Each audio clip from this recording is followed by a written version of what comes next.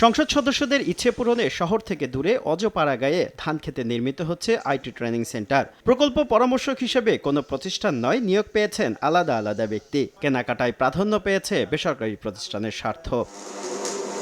তথ্য প্রযুক্তি বিভাগের চলমান ২১ প্রকল্পে অনিয়ম দুর্নীতির এমন চিত্র পেয়েছে অন্তর্বর্তী সরকার গঠিত তদন্ত কমিটি। ১৫ বছরে আওয়ামী লীগের নেয়া ২৮,০০০ কোটি টাকার ৫৫টি প্রকল্পেই রয়েছে অনিয়মের অভিযোগ। এবার সেসব নিয়ে আলাদা শ্বেতপত্র প্রকাশের উদ্যোগ নিয়েছে অন্তর্বর্তী সরকার। শনিবার সকালে বেসিস আয়োজিত অনুষ্ঠানে এই উদ্যোগের কথা জানান আইসিটি পলিসি অ্যাডভাইজার। একটা হোয়াইট পেপার টিম করার আলোচনা আমরা করেছি এবং আমাদের উপদেষ্টা মহোদয়ের দিক থেকে সেটা অনুমতিও আছে।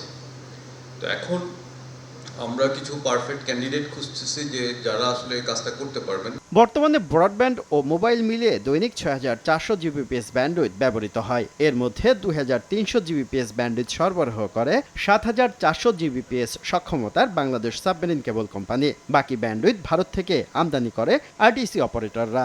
More than 70% of the internet is coming from a single country and on a single road.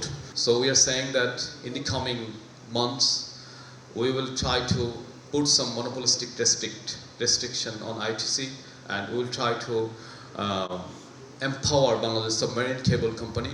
এ সময় নাগরিকের তথ্য সুরক্ষা নিশ্চিতে সরকারের নেয়া নানা উদ্যোগের কথা তুলে ধরেন ICT policy adviser. Bottlenecks in any government projects, it should be open source. শুভ খান, সময় সংবাদ, ঢাকা।